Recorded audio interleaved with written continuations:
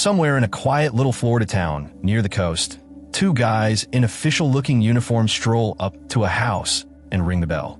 When a lady opens the door, they give her friendly smiles and claim they're from the gas and fire departments. They say there's a possible gas issue reported nearby. Might be a glitch, but they just want to be safe and check. She tells them her husband's in the shower. They wave it off, no big deal. Then they casually walk inside like it's just another routine check. Minutes later, they step back out as calm as ever. One of them asks, "How far is Jacksonville from here?" "Maybe 6 hours with traffic," comes the reply. Then he notices something. His partner's shirt is stained red. Blood. They consider stopping to deal with it, but the other guy says there's no time. Changing plans now could mean missing their next target. They agree it's best to keep moving. That house they just left? It suddenly explodes behind them, blowing to bits. Just like that, the job's done. And that's how the action starts in the 2021 thriller, Those Who Wish Me Dead. Now, deep in the middle of a forest fire, a crew of smoke jumpers is seen parachuting straight into the danger. They're trying to save what they can, but the wind changes direction without warning, leaving them trapped. There's no way out, and many lose their lives in the fire. Hannah, their leader, makes it out alive, but barely. Ever since, she's been haunted by that day, and even in sleep, the nightmare won't let her go. Over in Jacksonville, a guy named Owen is fixing breakfast for his kid, Connor. He's a forensic accountant. Sounds boring, but this guy's in serious trouble. The morning's going fine until a news flash hits. A house just exploded, killing a district attorney and his family.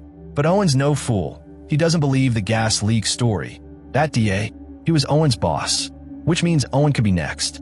He grabs Connor and bolts. As they're driving, Connor's confused. It's a school day, and he's supposed to have a test. But Owen isn't going anywhere near school. He's focused on keeping them safe. He even throws Connor's phone out the window, completely rattled but convinced he's doing what needs to be done. Meanwhile, out in the wide-open land of Montana, there's a smoke jumper event going on. Hannah, yep, our guilt-ridden fire crew leader, is now working from Fire Lookout Tower way out in the middle of nowhere. Sheriff Ethan's hanging around too. During the celebration, Hannah gets a little wild. She jumps off a moving truck with a parachute just for kicks. She crashes, and Ethan hauls her in, but instead of locking her up, he drops her off and lets her go. Their conversation says it all. They've got history. Back in Florida, the two fake utility guys, assassins, actually show up at Owen's place. But it's empty. Nothing packed. No signs of where he went. They search the place and crack into Owen's laptop like it's nothing. Boom! $10,000 recently pulled from the bank. They're onto him. A photo on the wall shows Owen and Connor standing with a man in uniform. It's Sheriff Ethan. The background gives it away. They're in Montana. On the road, Owen finally tells Connor everything. His job was to spot errors in financial records, and he discovered something he wasn't supposed to. Now his boss is dead, and Owen's next. Connor wants to go to the cops, but Owen says even the DA had police protection and still got killed. The mess involves top politicians. They can't trust anyone but family. Ethan, now back home with his pregnant wife Allison, gets a call from Owen. He's her brother. Owen asks for help protecting himself and Connor. They stop at a cheap motel for the night, and Owen scribbles down everything he knows on paper. He gives it to Connor and tells him to only hand it over if something happens. Ethan tells his boss what's going on. The chief says it's too big for their department, suggests calling the FBI.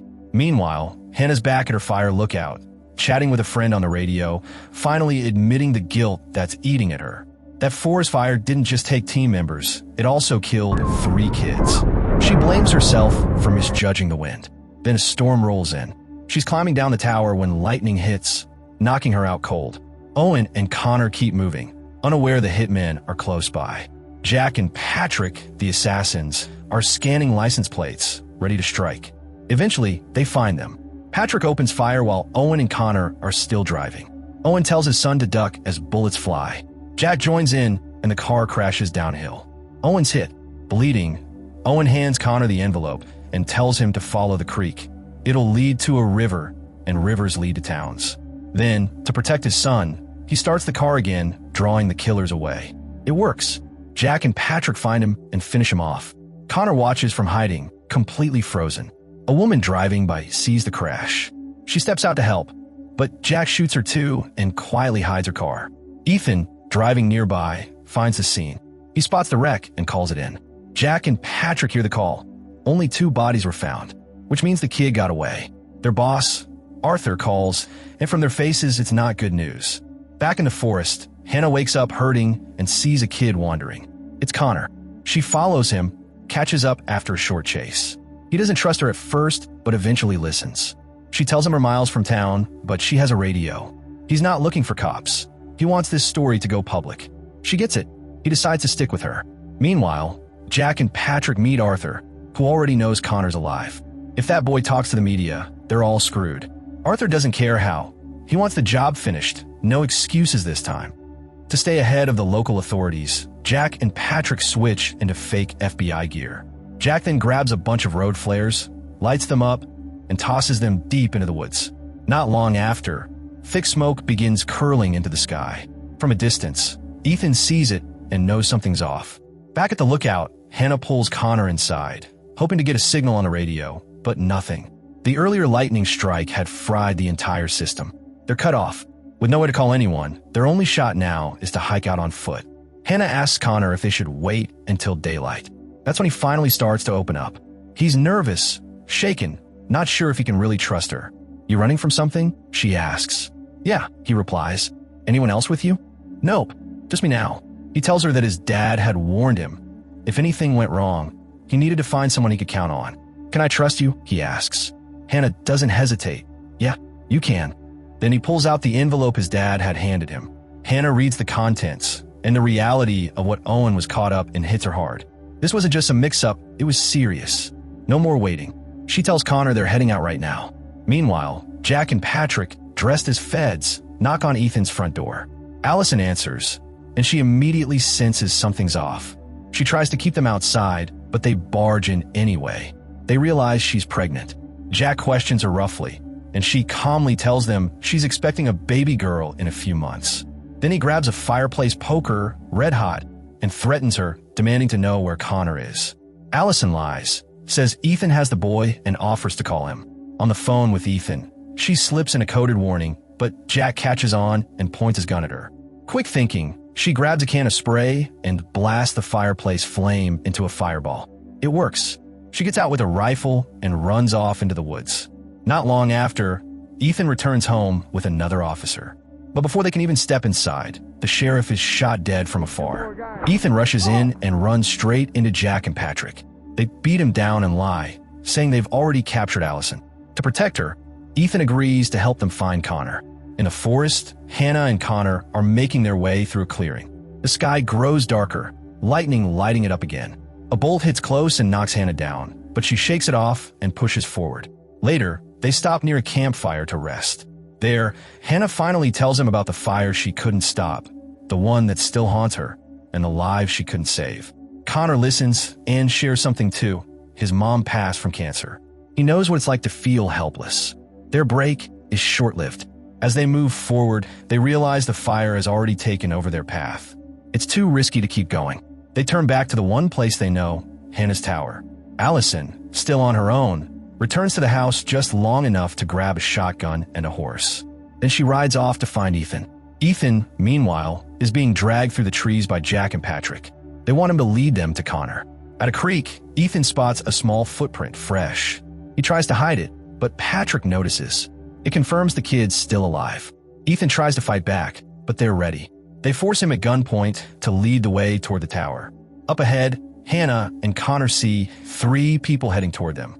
Connor immediately recognizes the killers. The tower's tall, but it's exposed. Jack and Patrick can't sneak up without being spotted, so they send Ethan up first. If no one's inside, he's supposed to burn it. If the kid's there, he's expected to bring him down. Ethan reaches the top and finds them hiding. He quietly asks Hannah if she's got any weapons, just a pickaxe. Not ideal. Outside, Patrick gets suspicious and starts shooting. Ethan gets hit, but still helps them get out before it's too late. Jack and Patrick split up. Jack runs into Allison. They both fire, but this time, she hits her target. Jack goes down, and Allison finishes the job with one last shot. She finds the tower later and reunites with Ethan. But the fire has surrounded them. With flames closing in, they put on oxygen masks and brace for the end. Ethan's wounded badly. They both know they're running out of time. Elsewhere, Hannah and Connor are trapped too. The fire is all around. Hannah tells him to head for the creek, hide in the water, and wait it out. But Connor doesn't want to leave her. Before they can move, Patrick finds them. Connor hides, while Hannah steps up. He beats her down, threatening her to draw Connor out. Eventually, Connor can't take it and reveals himself. Just as Patrick moves in for the kill, Hannah grabs her pickaxe and lands a brutal strike. He's hurt badly. With the fire closing in, she leaves him behind and runs with Connor toward the creek. They jump in, going underwater as fire tears through the forest. By dawn, the flames are gone. The land's burned out. Help finally shows up. Smoke jumpers, the same crew Hannah used to work with. They pull her and Connor out. Allison survives too. Ethan sadly doesn't. Later, with reporters swarming and medics everywhere, Connor prepares to share the secrets his dad died to protect. Hannah stays close by. With everything gone, Connor asks what now. Hannah tells him they'll figure it out together. As he walks toward the rescue team with the truth in his hand, the smoke jumpers turn to face the charred forest, ready to begin the long road of healing what's been lost. That's the wrap on this story.